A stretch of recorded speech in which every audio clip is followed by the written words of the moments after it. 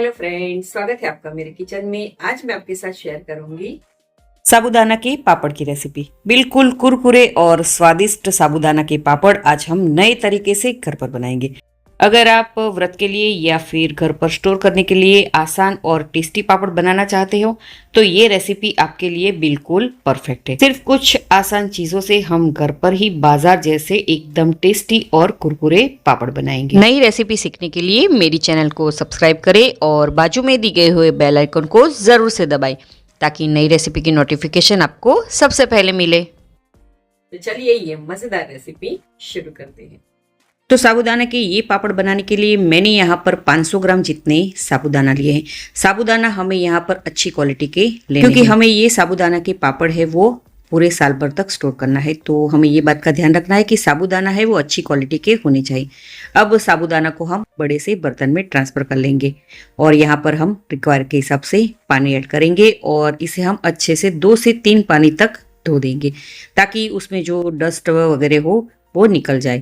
यहाँ पर हमें ध्यान रखना है कि साबूदाना को हमें 2 से 3 पानी से अच्छे से वॉश कर लेना है। तो आप देख सकते हो कि मैंने साबूदाना को अच्छे से वॉश कर लिया है। अब यहाँ पर हमें पानी ऐड करना है। पानी हमें रिक्वायर के हिसाब से ऐड करना है और ज़्यादा पानी ऐड नहीं करना है, सिर्फ हमें साबूदाना डूबे उतना ही हमें पानी ऐड करना है। तो यहाँ पर आप देखिए पानी मैंने उतना ही ऐड किया है जितना साबूदाना डूब सके। अब कवर करके इसे हम कम से कम 5 से 6 घंटे या फिर ओवरनाइट तक सोक होने के लिए रखेंगे।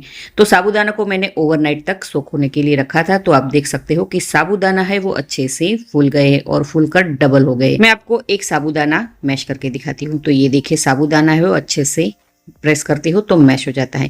दैट मीन्स कि हमारा साबूदाना है वो परफेक्ट तरीके सोख हुआ है। अब साबूदाना को हम चम्मच की मदद से इस तरह से अलग अलग कर लेते हैं, यानी कि खिला खिला कर देते हैं। तो ये देखिए साबूदाना का एक एक दाना है वो अच्छे से सोख हुआ है और एकदम खिला खिला बना है।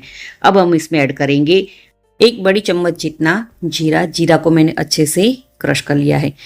साथ ही में ऐड करेंगे यहाँ पर हम नमक। नमक हमें टेस्ट के हिसाब से ऐड करना है और नमक मैंने यहाँ पर सेंधा नमक लिया है। आप चाहो तो रेगुलर नमक का भी यूज कर सकते हो। तो इन सारी चीजों को हम पहले एक बार अच्छे से मिक्स कर लेते हैं। अभी आपको लग रहा होगा कि मैंने नमक यहाँ पर थोड़ा ज्यादा ऐड किया है, मगर सेंधा नमक की जो खाराश है वो थोड़ी कम होती है।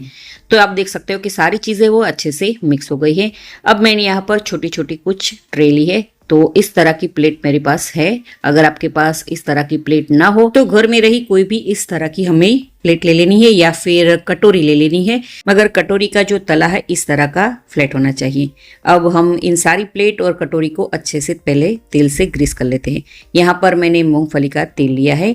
इस तरह से प्लेट को तेल से ग्रीस कर लेना बहुत ही ज़रूरी है क्योंकि जब हम पापड़ बनाएंगे तो आसानी से डिमोल्ट हो जाए। तो आप देख सकते हो कि मैंने सारी प्लेट और कटोरी को अच्छे से तेल से ग्रीस कर लिया है। अब हम इसमें ऐड करेंगे साबूदाना।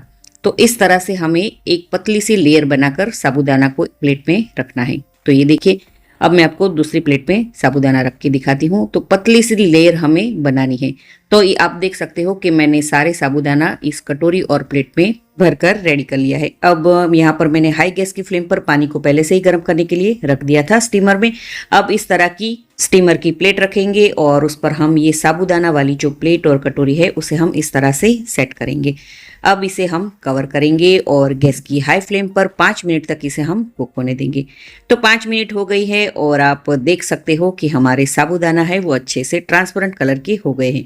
अब हम एक एक कटोरी और एक एक प्लेट निकाल लेते हैं और इस टाइम मैंने दूसरी प्लेट भी तैयार कर ली है, वो भी हम रख देंगे।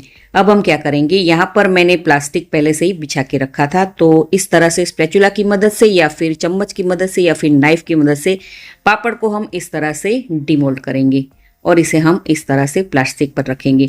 यहाँ पर प्लास्टिक पर ही ये पापड़ सुखाइएगा ताकि जब ये हम डिमोल्ड करें तो आसानी से निकल जाए। तो आप देख सकते हो कि मैंने सारे पापड़ को तैयार कर लिया है। अब पापड़ को हम कम से कम 4 से 5 घंटे तक पंखे के नीचे सूखने देंगे।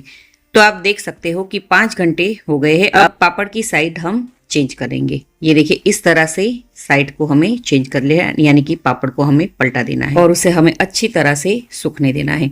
यहाँ पर मैंने पंखे के नीचे सुखाया है, आप चाहो तो धूप में भी सुखा सकते हो। तो आप देख सकते हो कि सारे पापड़ है वो अच्छे से सूख गए हैं। इसे सूखने में कम से कम 1 से 2 दिन तक का टाइम लगेगा। तो पापड़ हमारे सूख गए हैं। तो अब हम इसे फ्राई करेंगे। तो मीडियम गैस की फ्लेम पर तेल को मैंने पहले से ही गर्म करने के लिए रख दिया था। तो थोड़ा सा पापड़ का टुकड़ा हम ऐड करेंगे और चेक करते हैं कि तेल गर्म हुआ है कि नहीं। तो आप देख सकते हो कि तेल हमारा अच्छे से गर्म हो गया है। अब हम इसमें पापड़ को ऐड करेंगे। तेल में समाये उतने हमें पापड़ ऐड करने हैं। यहाँ पर हमें ये बात का ध्यान रखना है कि तेल हमें ज्यादा गर्म नहीं करना है और हाई गैस की फ्लेम पर हमें पापड़ को नहीं फ्राई करना है। तो ये आप देख सकते हो कि पापड़ धीरे धीरे करके ऊपर आते जाते हैं और झारे की मदद से हम इस तरह से हल्का हल्का प्रेस करते जाएंगे और पापड़ को हम अच्छे से फ्राई कर लेंगे। तो ये देखिए 2 से 3 मिनट में ही पापड़ है वो अच्छे से फ्राई हो जाएंगे। अब हम इसे निकाल लेंगे। इस तरह से हमें बाकी सारे यानी कि आपको जितनी जरूरत हो उतने पापड़ को आप फ्राई कर लीजिएगा। तो है ना कितना आसान ये साबूदाना पापड़ को बनाना। आप इसे व्रत उपवास में खा सकते हो या फिर आप इसे ऐसे ही ब्रेकफास्ट में या फिर शाम को छोटी छोटी भूख में ये साबूदाना पापड़ फ्राई करके खा सकते हो। तो आप इस रेसिपी को जरूर से ट्राई कीजिएगा। आप इस रेसिपी को कौन सी सिटी से, कौन से स्टेट और कौन सी कंट्री में से देख रहे हो मुझे कमेंट करके ज़रूर से बताइएगा। तो है ना एकदम सिंपल सी रेसिपी। अगर आपको मेरी आसान सी और सिंपल सी रेसिपी अच्छी लगी हो तो वीडियो को लाइक ज़रूर से कीजिएगा और ज़्यादा से ज़्यादा शेयर कीजिएगा। तो मैं मनीषा पटेल फिर मिलूंगी ऐसी ही आसान सी रेसिपी के साथ।